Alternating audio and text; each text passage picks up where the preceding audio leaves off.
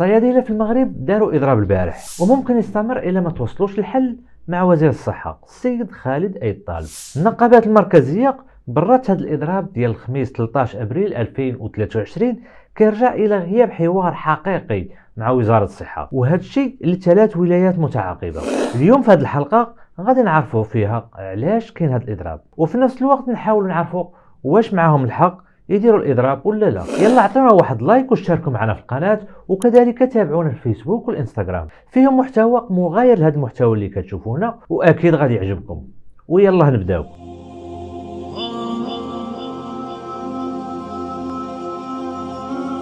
كيف ما جاء في التقديم أن السبب الرئيسي لهذا الإضراب كيرجع إلى غياب الحوار الاجتماعي حقيقي بين وزارة الصحة من جهة ومهني قطاع الصيدلة من جهة أخرى في المغرب، لأن النقابات ديال الصيادلة اجتمعوا بوزير الصحة نهار 2/6 أبريل. الإضراب ديال يوم الخميس 13 أبريل تقرر تقريبا واحد المدة هذه أكثر من شهر هذه، ووقعوا اجتماعات ديال النقابات اللي تتغوبريزونتي الصيادلة، واتفقنا على هذا التاريخ هذا لأنه وقعوا بزاف ديال عندنا واحد الملف مطلبي اللي لسوء الحظ ما وصلنا فيه حتى شي نتيجة.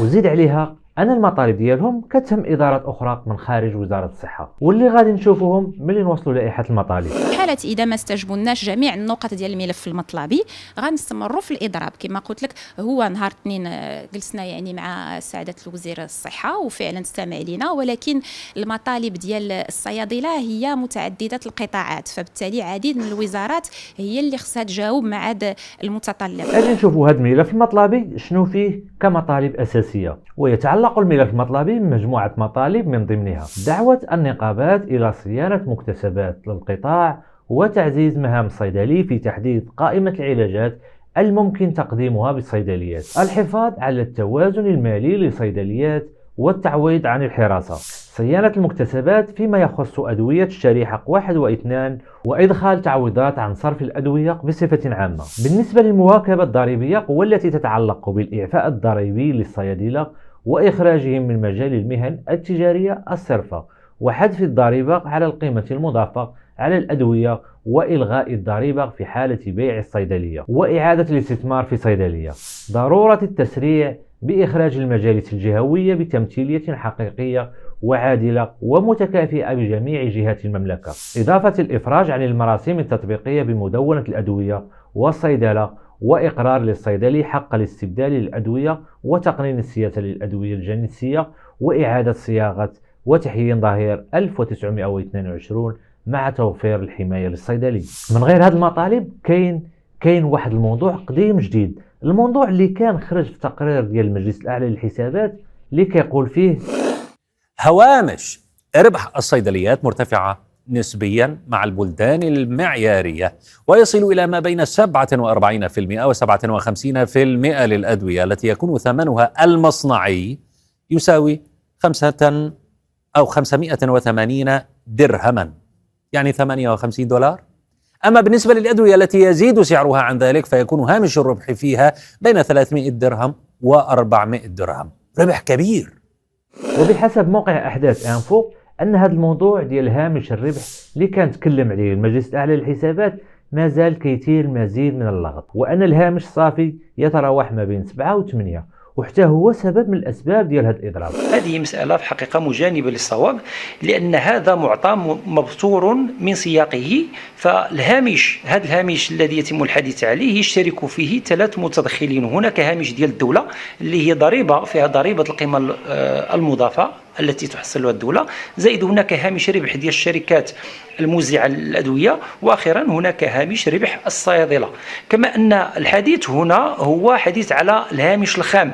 أما الهامش الربحي الصافي بالنسبة للصيادلة في المغرب فهو في حدود 8 إلى 10% على أبعد تقدير، وهذا حسب ما أقرته المديرية العامة للضرائب في وقت سابق. النقطة اللي ثارت انتباه ديالي أنا كنحضر في هذه الحلقة أن النقابات التجأت للإضراب لأنه ما كانش نتائج في لقائهم مع وزير الصحة، اللي هم نفسهم كيقولوا بأن المطالب كتم عدة متدخلين بالإضافة إلى وزارة الصحة. ولكن المطالب ديال الصيادلة هي متعددة القطاعات، فبالتالي عديد من الوزارات هي اللي خصها تجاوب مع هذا المتطلب. إذا ماشي بالأحرى عليهم أنهم حتى يشوفوا هذه المصالح الأخرى كاملة، وشوفوا هذه الإدارات هي كاملة، وشوفوا هذه الوزارات، وديك الساعة إلا ما كانوش نتائج عاد نديروا الإضراب ولا لا. والنقطة الثانية اللي هي مهمة بزاف على حساب الرأي ديالي، الصيدلي والطبيب والمدرس فهي مهن أخلاقية قبل ما تكون أي مهنة أخرى، قبل ما تكون أي وظيفة كباقي الوظائف. الهدف الأول ديالك أنت كطبيب، الهدف الأول ديالك أنت كصيدلاني هو العمل على استشفاء الناس وإنقاذ أرواح الناس. هذا هو الهدف الأسمى ديالك قبل ما تفكر في الدخل ديالك. إلا ما كانش عندك هذا المايند سيت بلا ما تدخل هذا المجال، ولا ما كانش عندك هذه العقليه قبل ما تدخل هذا الدومين هذا، كون بحال رجل اطفاء اللي كيفكر غير بحياه الناس اخرين وكيرمي راسو للخطر. عمره ما فكر غادي نمشي ندخل لهذه العماره ولا ندخل في وسط هذه العافيه ولا نمشي نعتق هذه غادي نتضرر.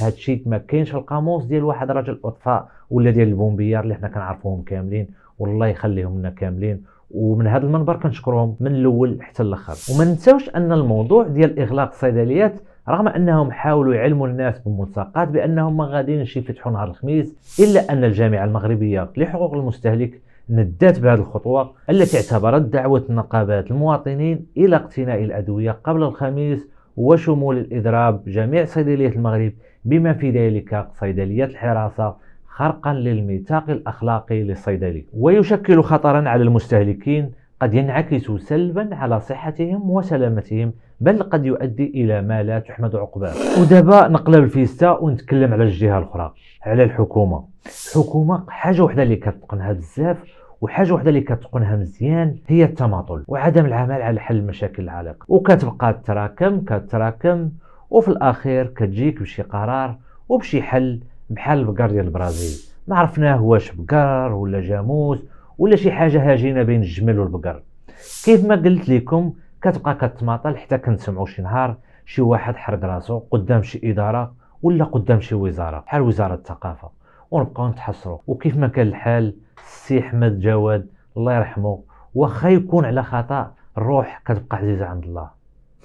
ولا نفكركم بهذا الخطاب. السيدات والساده البرلمانيين المحترمين، ان الهدف الذي يجب ان تسعى اليه كل المؤسسات هو خدمه المواطن، وبدون قيامها بهذه المهمة فإنها تبقى عديمة الجدوى بل لا مبرر لوجودها أصلا. وقد ارتأيت أن أتوجه إليكم اليوم ومن خلالكم لكل الهيئات المعنية وإلى عموم المواطنين في موضوع بالغ الأهمية وجوهر أمل المؤسسات. وأقصد هنا علاقة المواطن بالإدارة، سواء تعلق الأمر بالمصالح المركزية والإدارة الترابية أو المجالس المنتخبة والمصالح الجاوية للقطاعات الوزارية. كما أقصد أيضا مختلف المرافق المعنية بالاستثمار وتشجيع المقاولات وحتى قضاء الحاجيات البسيطة للمواطن كيفما كان نوعها، فالغاية منها واحدة، هي تمكين المواطن من قضاء مصالحه في أحسن الظروف الوعجال وتبسيط المساطر وتقريب المرافق والخدمات الأساسية منها. أما إذا كان من الضروري معالجة كل الملفات على مستوى الإدارة المركزية بالرباط، فما جدوى للامركزية والجهوية ولا التمركز الإداري الذي نعمل على ترسيخه منذ ثمانينيات القرن الماضي. إن تدبير شؤون المواطنين وخدمة مصالحهم مسؤولية وطنية وأمانة جسيمة لا تقبل التهاون ولا التأخير. ولكن مع كامل الأسف يلاحظ أن البعض يستغلون التفويض الذي يمنحه لهم المواطن لتدبير الشأن العام في إعطاء الأسبقية لقضاء المصالح الشخصية والحزبية بدل خدمة المصلحة العامة، وذلك لحسابات انتخابية، وهم بذلك يتجاهلون بأن المواطن هو الأهم في الانتخابات وليس المرشح أو الحزب، ويتنكرون لقيام العمل السياسي النبيل. فإذا كانوا لا يريدون القيام بعملهم ولا يهتمون بقضاء مصالح المواطنين سواء على الصعيد المحلي أو الجهوي وحتى الوطني، فلماذا يتوجهون إذن للعمل السياسي؟ إذن الالتزام الحزبي والسياسي الحقيقي يجب أن يضع المواطن فوق أي اعتبار، ويقتضي الوفاء بالوعود التي تقدم له والتفاني في خدمته وجعلها فوق المصالح الحزبية والشخصية، ولأن النجاعة الإدارية معيار لتقدم الأمم، وما دامت علاقة الإدارة بالمواطن لم تتحسن فإن تصنيف المغرب في هذا الميدان سيبقى ضمن دول العالم الثالث إن لم أقل الرابع أو الخامس. حضرات أعضاء البرلمان المحترمين، يقال كلام كثير بخصوص لقاء المواطنين بملك البلاد والتماس مساعدته في حل العديد من المشاكل والصعوبات، وإذا كان البعض لا يفهم توجه عدد من المواطنين إلى ملكهم من أجل حل مشاكل وقضايا بسيطة فهذا يعني أن هناك خلل في مكان ما. أنا بطبيعة الحال أعتز بالتعامل المباشر مع أبناء الشعب وبقضاء حاجاتهم البسيطة، وسأظل دائما أقوم بذلك في خدمتهم، ولكن هل سيطلب مني المواطنون التدخل لو قامت الإدارة بواجبها؟